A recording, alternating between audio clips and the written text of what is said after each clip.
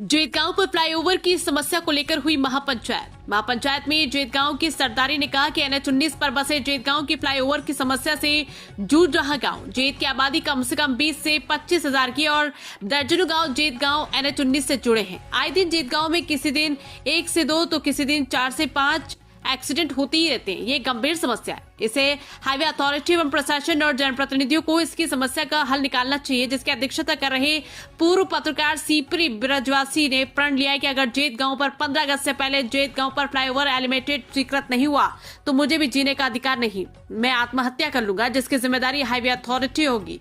इस विषय में आज जेतगांव से MLC प्रतिनिधि उमेश प्रताप सिंह के साथ मिलकर मथुरा की सांसद महोदया हेमा मालिनी जी से भी गाँव वालों ने ज्ञापन सौंपा और सांसद जी ने आश्वासन दिया कि वो जल्द ही समस्या विषय में नितिन गडकरी से मुलाकात करेगी। और सांसद जी ने सीपी ब्रजवासी जो कि 15 अगस्त को आत्मदाह करने का प्रण लिए थे, सांसद जी ने कहा कि ऐसा बिल्कुल भी न करें, आपकी समस्या का समाधान जल्द ही पूरा होगा।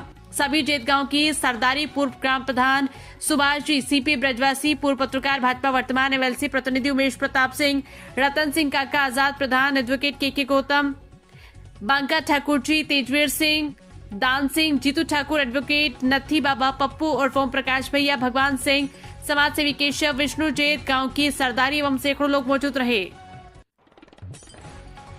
इंडियन न्यूज दर्पण के लिए रमेश सिंह प्रजापत की रिपोर्ट। ये उसके बारे में आप क्या कहना चाहेंगे, किस लिए हुई है? आज जो ये पंचायत हुई है, ये गांव की फ्लाईओवर ब्रिज की जो विकराल समस्या चली आई काफ़ी समय से, उसके संबंध में हुई है और लोगों में बहुत आक्रोश व्याप्त है। लोगों में क्यों आए दिन घटनाएं घटती रहती हैं और एक भी दिन ऐसा नहीं जाता जिससे एक मौत न होती हो। ये लोग बहुत आक्रोश है लोगों में, इसलिए पंचायत हुई है। अगर आगे कोई कार्रवाई नहीं हुई उसके बारे में आप क्या कार्रवाई करेंगे, क्या आप कदम उठाएंगे? मेरा जो पहले 4 महीने जो फैसला लिया था वही है, यदि हाईवे अथॉरिटी या जिला प्रशासन ने यहाँ पर फ्लाईओवर ब्रिज स्वीकृत नहीं किया तो 15 अगस्त को मैं सुसाइड कर लूँगा। करने का मतलब है कि हाईवे अथॉरिटी मुझे इसके लिए मजबूर कर रही है। मुझे क्या आपने पहले किसी से शिकायत पत्र दिया है? हाँ, हम जनवरी से ही हम लगे हुए हैं।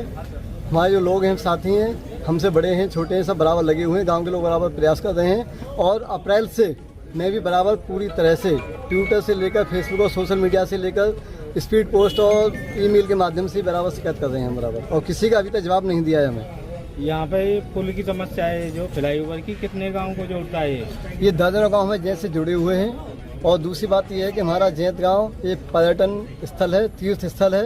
यहाँ पर तीर्थ यात्रियों का आवागमन बना रहता है और इससे पर्यटन उद्योग भी प्रभावित हो रहा है फ्लाईओवर ब्रिज न होने के कारण। आगे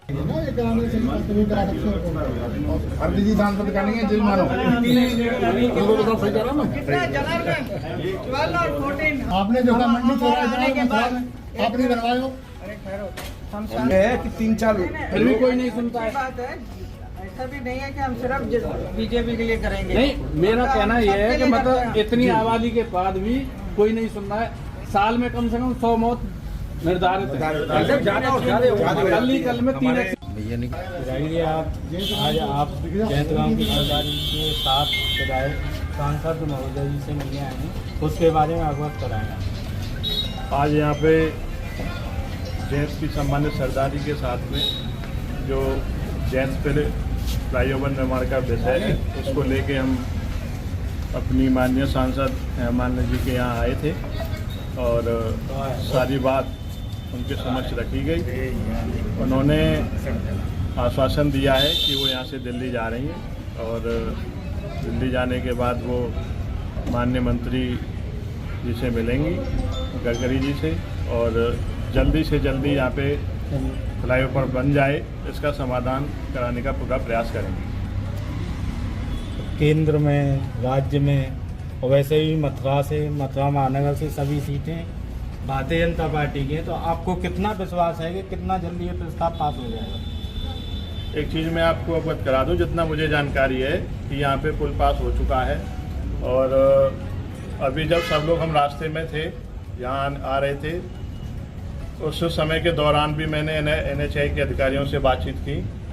तो जो विषय मैंने आपकी मीटिंग में रखा था कि पुल यहाँ पास हो चुका है और एक बड़ा पास, 2 छोटे अंडरपास के साथ यह पूरा फ्लाईओवर का निर्माण होगा। वही चीज़ उन्होंने दोबारा से अधिकारियों ने मुझे फिर से अवगत कराया है और मुझे पूरा विश्वास है कि आने वाले समय में जैत पे एक आप नए निर्माण पुल का निर्माण देखेंगे। जैसा कि आप कह रहे हैं कि यहाँ पे पुल फ्लाईओवर जो है अंडरपास 2 अंडरपास पास हो चुके हैं, तो उसकी कोई डेट वगैरह कुछ निश्चित नहीं, है? अभी डेट नहीं है। जैसा कि अधिकारियों ने मुझे अवगत कराया कि एक्सप्रेसवे से NH2 को जोड़ने का कार्य चल रहा है, वो भी जैत के आसपास ही रोड निकलना है, तो वो अभी प्लानिंग में है कि किस तरीके से दोनों को इंटरकनेक्ट करेंगे।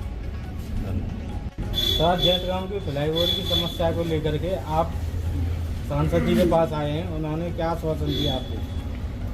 हम पूरी गांव की सरदारी के साथ आज सांसद महोदय से मिले थे। उन्होंने पूर्णतः आश्वस्त करते हुए कहा है कि आप निश्चिंत रहें और सुसाइड करने का पूरी तरह से बिल्कुल त्याग दें, और मेरा ये वादा है मैं फ्लाईओवर आपके यहाँ पर एलिवेटेड ब्रिज बनवा के ही रहूँगी। कब तक का आश्वासन दिया, कब तक हो जाएगा? 2-1 दिन में नितिन गडकरी से मिलेंगे, उसके बाद में बता पाएंगे क्या है।